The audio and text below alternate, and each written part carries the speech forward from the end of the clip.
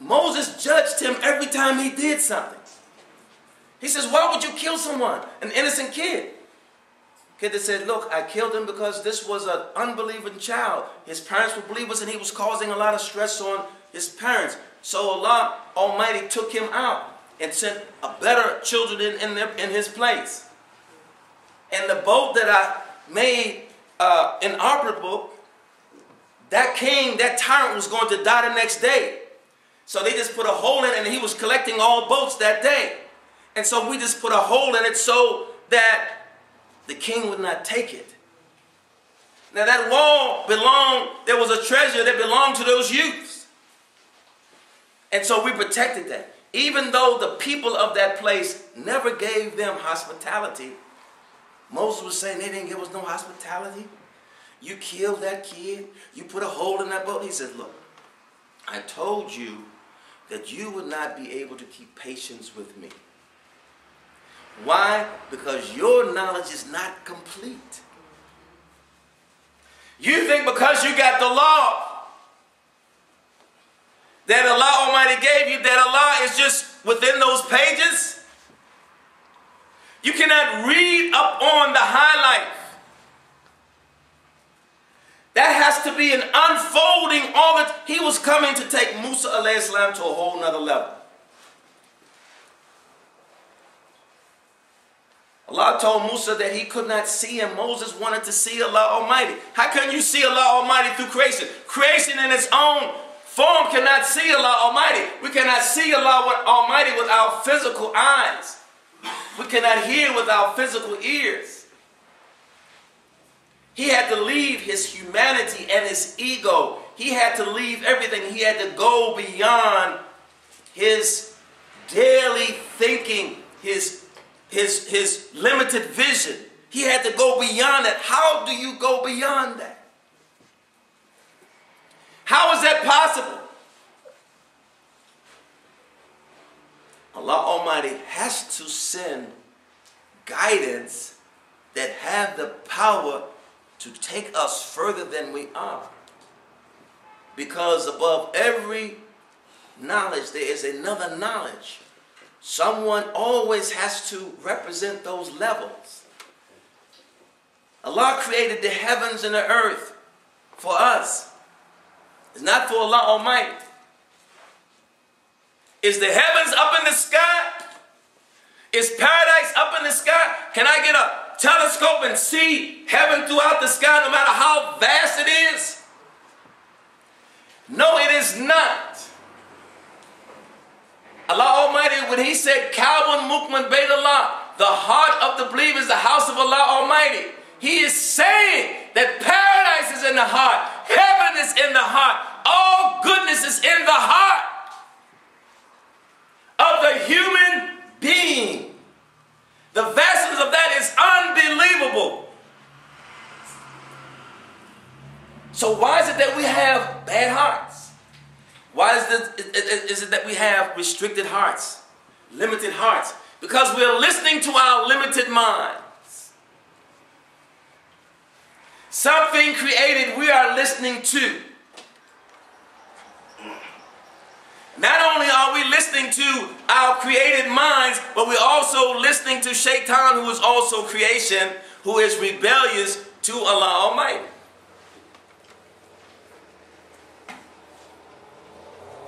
So this becomes an opportunity of opportunities. Yes, it's very uncomfortable to fast. Yes, it is. Before any of the prophets could get their high life, reach their high life, they all had to fast. They all had to go without food and drink. Moses had to go 40 days without any food and without any drink. Jesus had to go 40 days without any food and without any drink. All those prophets, except beloved Muhammad sallallahu alaihi wasallam, had to go without their food and drink for 40 days.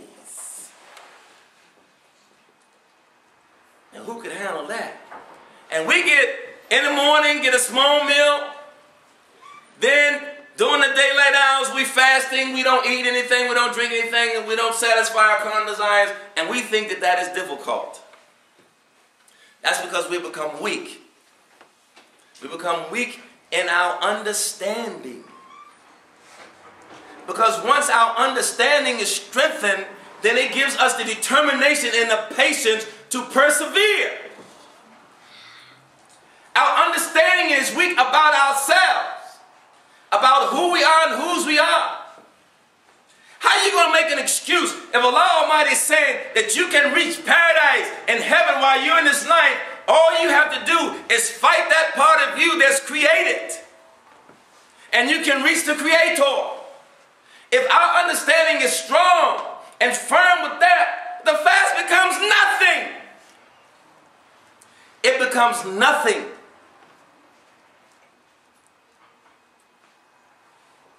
Sinning becomes nothing. Allah wants to clean us.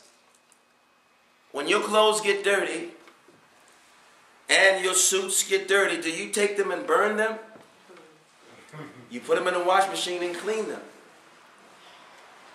Allah is not looking to throw us in hell because we are sinners, because we are dirty. He sets up institutions and methods for us to be clean. Worshipping, fasting. The worship is not for Allah Almighty. Allah does not need our worship. The fast is not for Allah Almighty. Allah doesn't need our fasting. Our rejection of Allah does not diminish Him. Our praise of Allah does not raise Him up. That is for us. That's the wash machine. That's how we're clean. Otherwise, Allah Almighty would burn all of us. We would all burn. There was a question asked by one of the Sahabas later on after the Prophet's death. May Allah be pleased with him. And this man came to him. It was Shaitan coming to him. And he asked him, he said, Is Allah, you say that there's nothing outside of Allah's mercy. And Shaitan asked him, he says, is Shaitan within that mercy? He didn't answer because he was scared, because he felt that if he said yes, Allah would be angry with him. And if he said no, Allah would be angry with him. So he didn't even answer the question. 500 years later, another holy man was questioned by Shaitan.